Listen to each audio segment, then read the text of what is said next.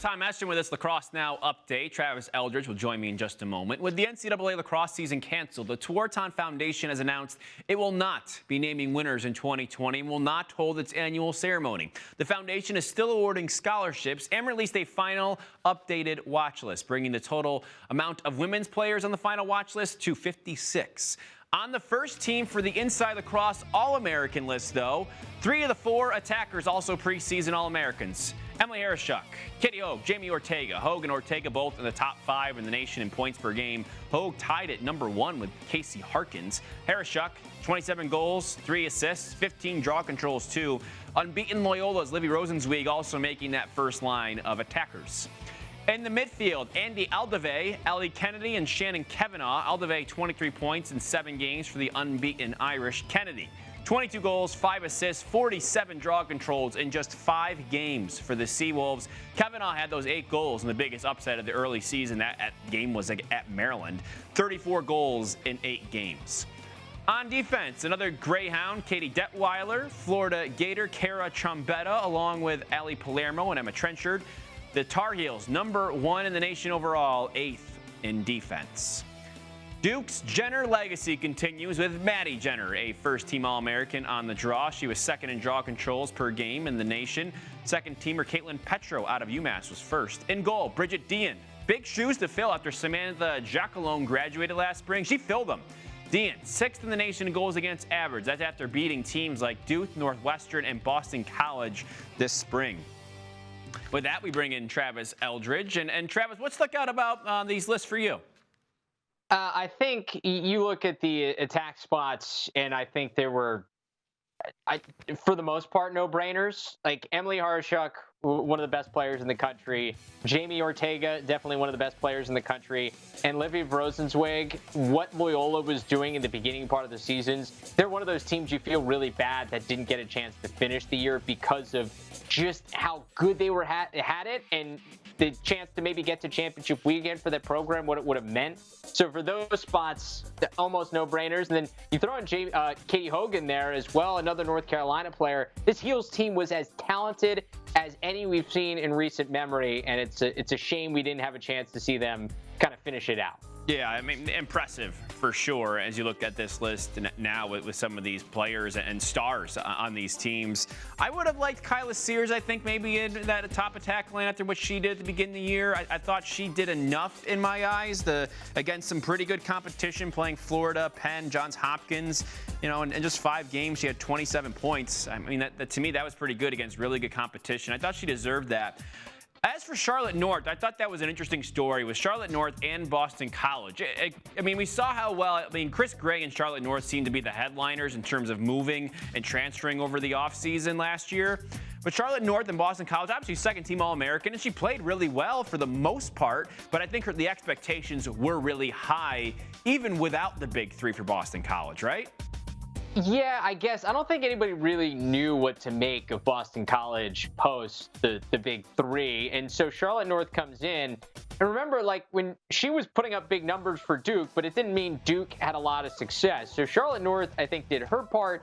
The team still had a lot to figure out. I think it was going to be interesting to see how they finished out the year and how they continue to figure things out as they tried to gel without the big 3, because you lose those 3 pieces and it just takes so long to try to piece things together. I think they were going to be a tournament team by the end of the year. Somehow, some way, they were going to find a way.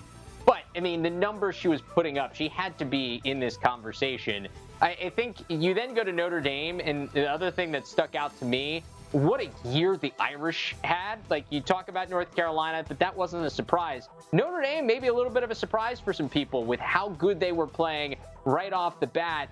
And the good news for them is it's a bunch of freshmen. When you look at Madison Ahern and you look at Casey Choma, a couple of second and third team All-Americans on this list, and they were freshmen coming in. They were part of that U19 team for Team USA. And future is really bright in South Bend. Yeah, and you've got Andy Aldave on that first team as a junior as well. So you look at what Notre Dame and the talent they have, and you mentioned the Team USA experience from those other two freshmen. I think Notre Dame's going to be scary for a while. And that's something we saw them sort of come on the scene last year. This felt like the year where they were going to make that push to sort of, say, hey, here we are, and establish themselves a little bit more. It's a shame, like we said, that we didn't see it. Stony Brook, another team this year that I thought had a lot of more potential, and we saw them skyrocket up. They had that first huge win against Syracuse, and you look at someone like Allie Kennedy, who might eventually, now she said she's coming back next year, depending, we'll see what happens with everything else in the NCAA. It's a different story entirely. But she, to me, is a finalist, at least for the Tewaaraton next year, and one of the best women's players I've seen in person. And I think that she can do it athletically with anybody at this point, and she deserves all the top billing at this point. 100%. And I think if there is a silver lining for somebody like Allie Kennedy, I think some people who knew of her coming into this year knew the expectation should be really high for her. I think the beginning of this season for Stony Brook, what it should do is really continue the hype train for somebody like Allie Kennedy, because she is an absolute star. If you've seen her play with Team USA, you know she is as fast as anybody who suits up for Team USA when she goes end-to-end, and she can keep up with the best players in the world. So I think the hype train for her, if she does come back like she said, really actually helps her, because she got part of a season where Stony Brook really thrust themselves into the conversation nationally. She comes back along with Taryn Ohlmiller. That Stony Brook team actually might benefit from having this part of the season as they look ahead to 2021. Yeah, Taryn Ohlmiller, her second season after that ACL surgery, it started to look a lot like herself again. I thought she deserved second team, actually, on this. She was a third-team All-American. I thought she could have edged out, actually, Madison Ahern for a second-teamer there, just by seeing what she did and how well she worked with Allie Kennedy against some really good competition. So I think, as you mentioned, that's a duo that definitely watch as we move forward. The thing that stuck out to me is, once again, we talked about the goalies on the men's side. Asa Goldstock got no love from Syracuse. She wasn't on any of these teams. She wasn't even an honorable mention. She led the nation in goals against average. I know the save percentage was big for these voters. She had a tough game against Stony Brook. She had a really tough game against Stony Brook. She did, and she came back into that game and sort of did a little bit better. It just felt like, I mean, if you do lead the nation in a category, you got to be at least an honorable mention, right?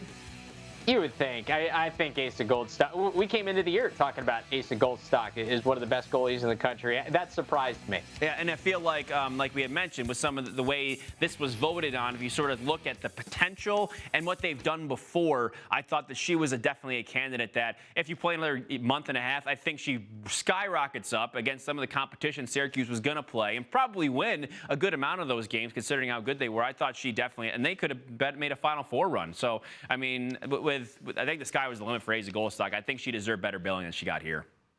Yeah, I'll say it again, like we were talking about. I don't vote in the women's All-Americans. I did vote for the men's, and it's the same thing when you talk about on the men's side. It was such a hard exercise to go through for anybody who had to vote for All-Americans this year, because you have a small sample size. Everybody's played a different number of games. And not everybody's played the meat of their schedule. Some teams, like you look at somebody who has to go out of conference to play a bunch of really tough games, benefited from that because we saw them on a big stage play a bunch of really tough games, while other teams, they were waiting to get into their conference play to really be tested. So you didn't get a chance to see everybody be tested the same amount across the board the way you do when you have a full season. But I completely agree with Inside Lacrosse in putting these out, because there were players that deserve to be honored for the year that they had, however short it was, and the year that they were going to have. And so I enjoy the fact that they got put together. It was just really difficult. Yeah, I mean, it gives us something more to talk about and celebrate, like you said, some of the great seasons that were had by these outstanding athletes over the course of a little bit too short of the spring. So looking forward to the fall and the spring of next year to flesh it out even more. Thanks, Travis.